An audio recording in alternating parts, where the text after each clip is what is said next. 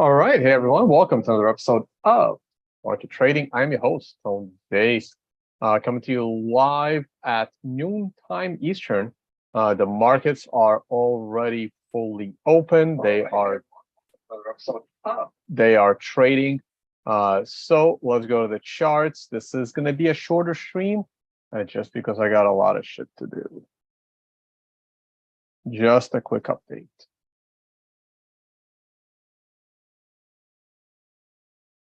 Screen share.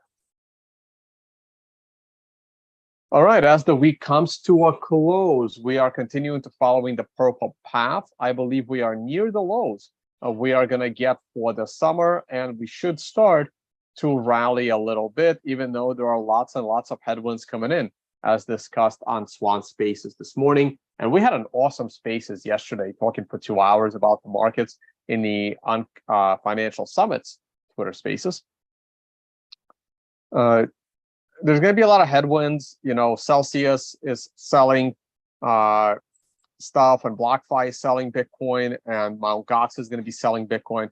So there can certainly be lots and lots of headwinds.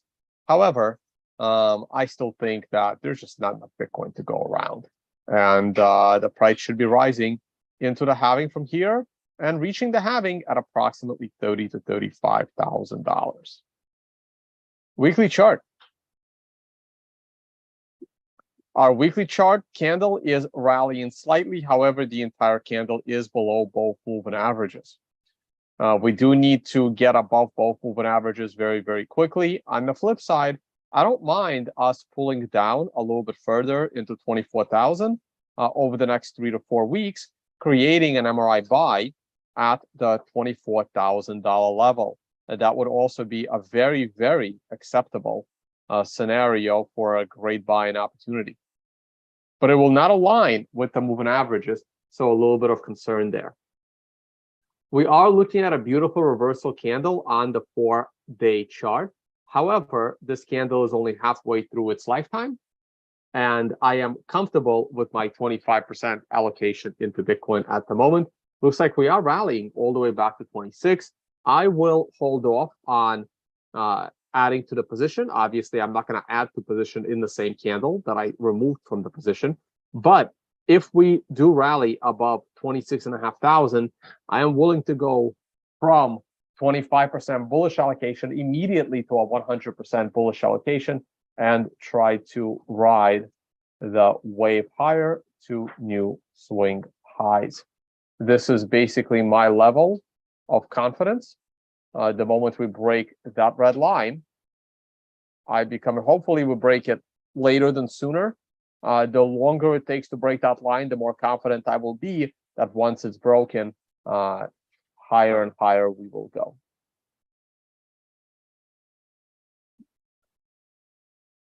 The Financial Summit will be back in the UAE. So come and join us November 5 to 10 to talk all things finance and trading. Unconfiscatable will be back in Las Vegas December 7 and 8 with the poker tournament taking place on December 6th.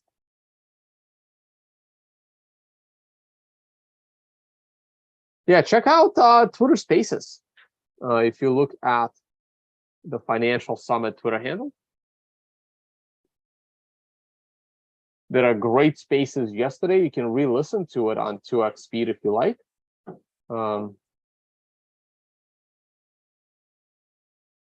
Right there.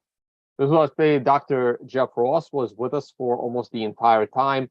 Had some very good discussions on markets. Definitely want to listen to the recording. It was just under 2 hours in total. And follow the Financial Summit Twitter handle. We are almost at 4,000 subscribers. Let's see if we can break 4,000 right now. We got about 100 people watching. I'm sure 4 of you are not following the Financial Summit's Twitter handle. So give us a follow. All we do is tweet out financial news and analysis.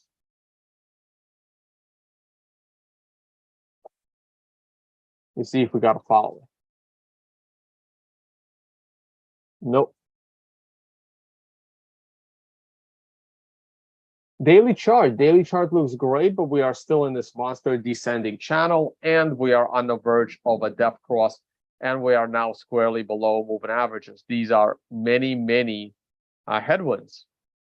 Would be nice to get that MRI buy, but unlikely. In order to get an MRI buy, we would need to go and make a new closing low. So we would have to crash this weekend. I don't know if that's in the cards. It's very likely we're going to break the MRI count, and we will not reach another one of these MRI buying opportunities.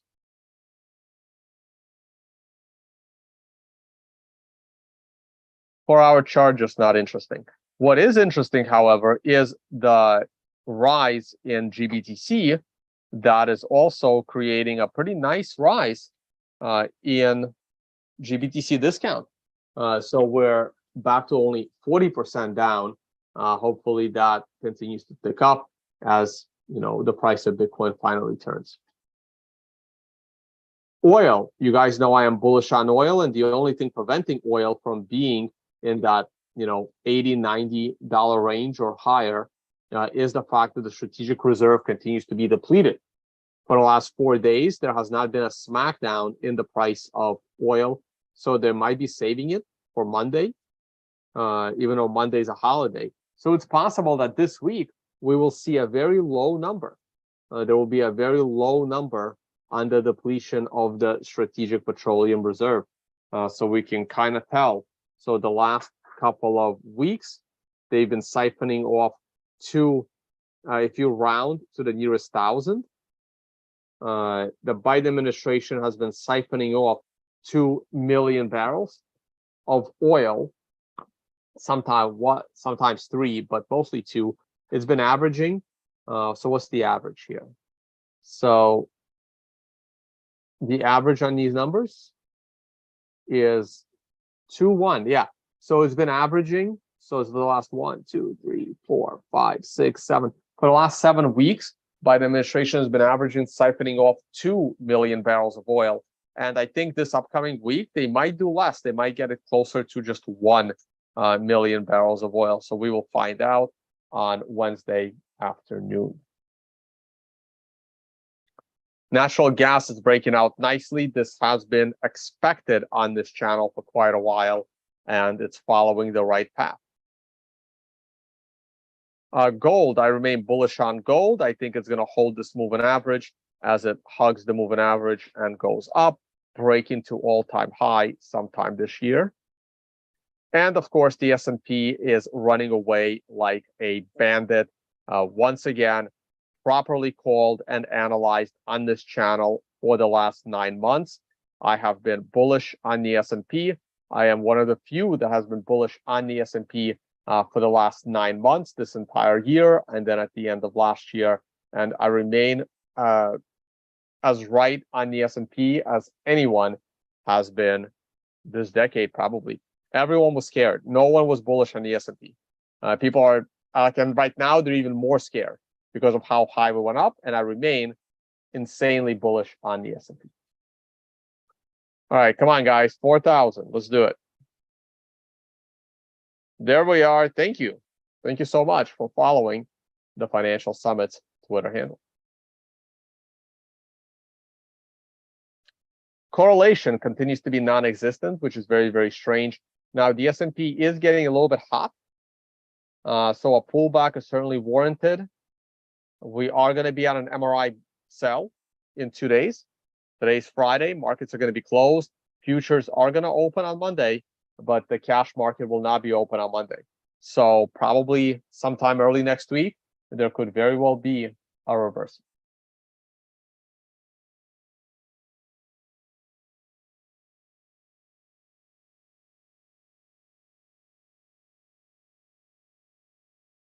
US dollar took a bit of a tumble, though I still remain bearish on the dollar. As usual, I find currencies very, very important and very fascinating. So we are going to take a look at the BRICS currencies. We can see that the Brazilian real is strengthening, which is great. Still in this consolidation mode, but I like where it's headed. As you guys know, I am insanely bullish on the BRICS.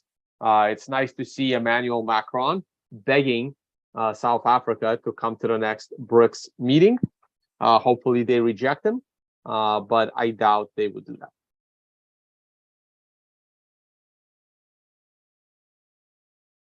We're also going to take a look at Turkey. Not as bad of a week as before. India. Indian currency is strengthening. That is good, but I don't like the overall structure. And of course, the ruble continues to slightly weaken, which to me is a little bit strange. We don't really keep an eye on the Chinese currency because it's pretty much pegged. It's not a free floating currency. And I think somebody wanted me to take a look at the Colombian peso. Colombian peso is appreciating. Overall structure still looks bad.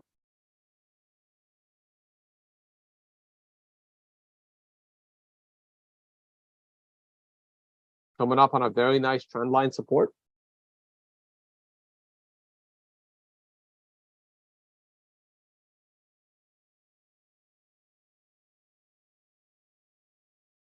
Glance at Tesla. I remain bullish on Tesla. Weekly scale. And it's time to go bullish on Tesla daily scale as well. Green star candle. I mean, I wouldn't buy it today. It's the day before a holiday and a market closure. I'm assuming markets are closed on Monday, but I'm not sure, to be honest with you. I should probably look that up. Nifty. I want to look at NVIDIA.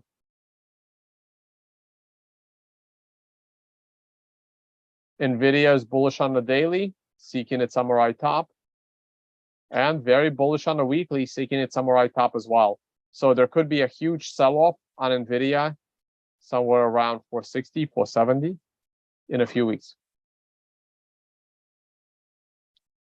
JMIA is another stock that looked very, very good. Where did it go?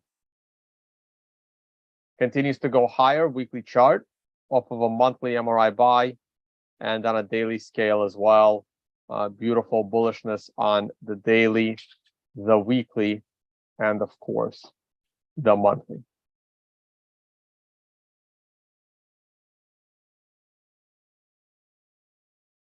I don't consider seasonality much. I really don't.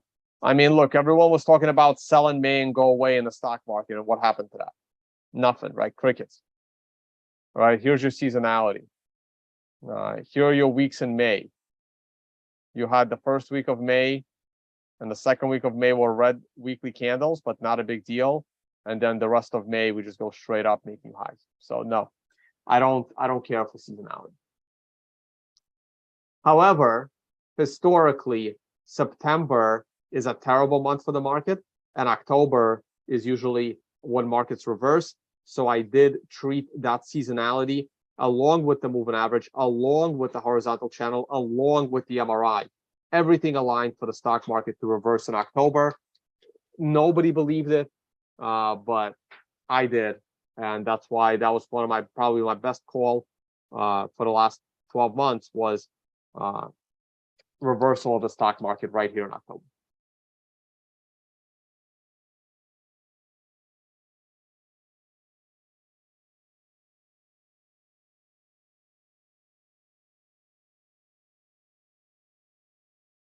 Virgin Galactic.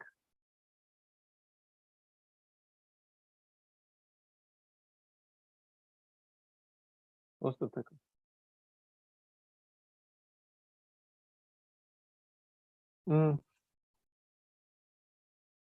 Nah, sold off already. So see, this is the kind of gap I care about, right?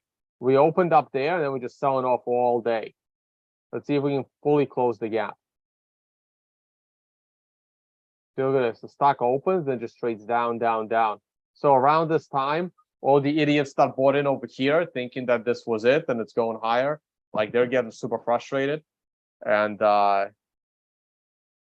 could be a buying opportunity at $4.69, $4.71. But I would never trade it on a Friday. Could be a nice pop right here on a 5-minute scale. So quick lesson on trading. I would go long right now.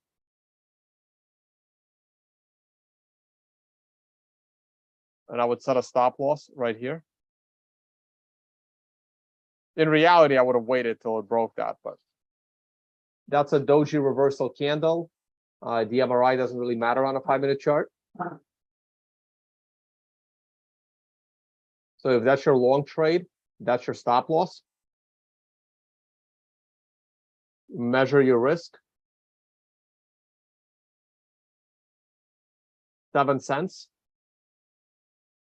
So if the stock goes up 8 cents, is that a break-even stop loss?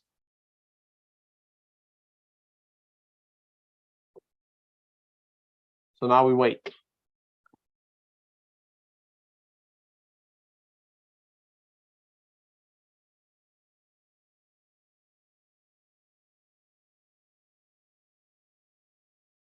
Yeah, Mexican peso has been doing great. Makes it harder to go to Mexico.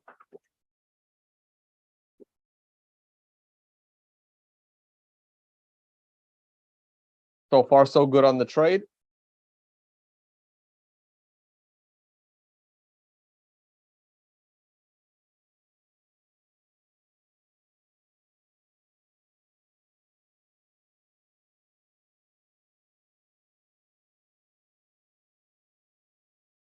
Let's look at the Nifty.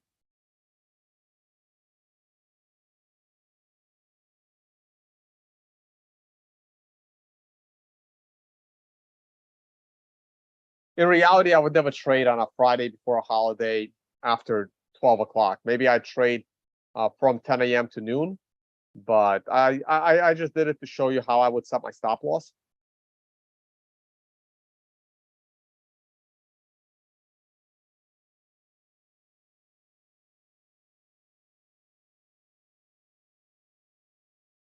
That would be the stop loss.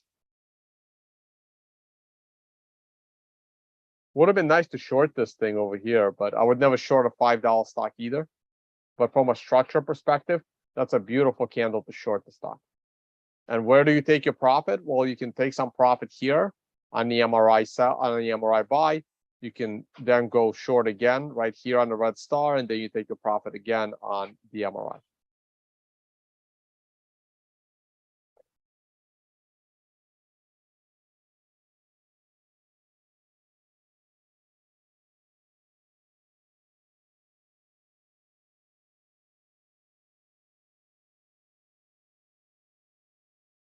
Let's look at the Indian stock market. Where's the Nifty?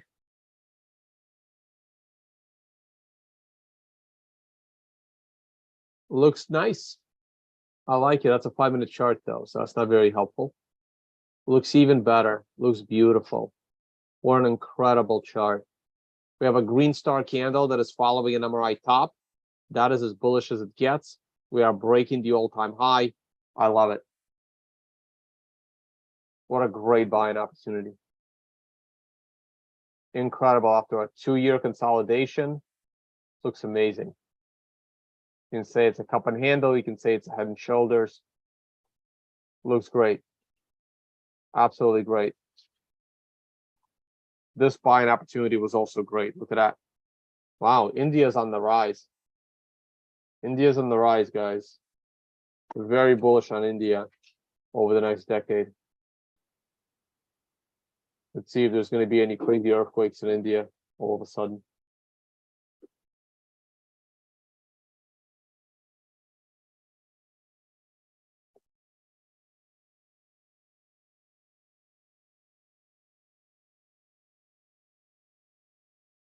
HOFF, HEOFF.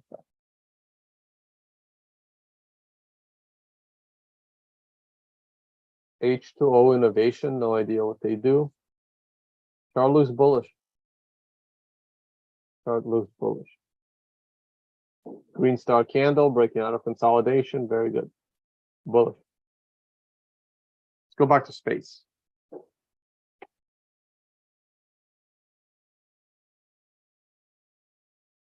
Well, I'm not going to stick around for the trade to complete. And I wouldn't hold it past 2 p.m. So wherever it is at 2 p.m., I would get out. On a $4 stock, you know, you want to trade 1,000 shares, maybe.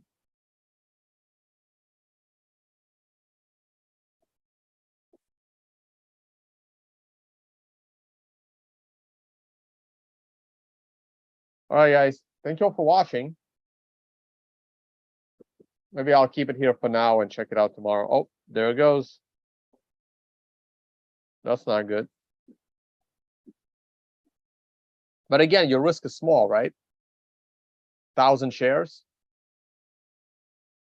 Price goes down 7 cents. You lost $70. Not the end of the world.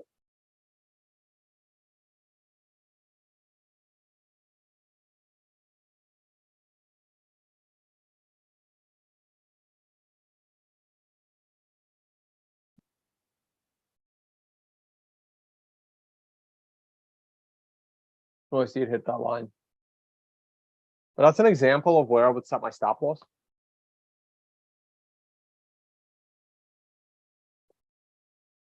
Didn't hit it yet.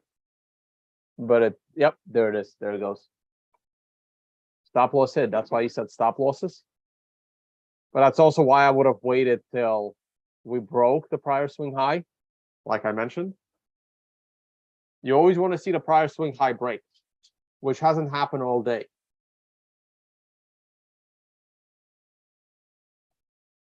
So I like to trade strength. It's very rare that I cherry pick a low. It has to be at, say, 10 a.m. and it has to coincide with some stuff.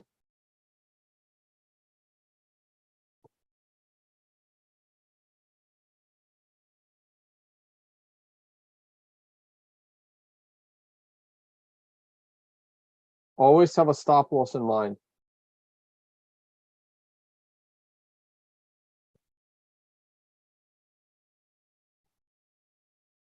Yeah, it looks like the entire gap's going to get closed, which is interesting. Yeah, this stock has not been doing well at all. All right, guys, I got to get going. Thank you all for watching, and I will see you all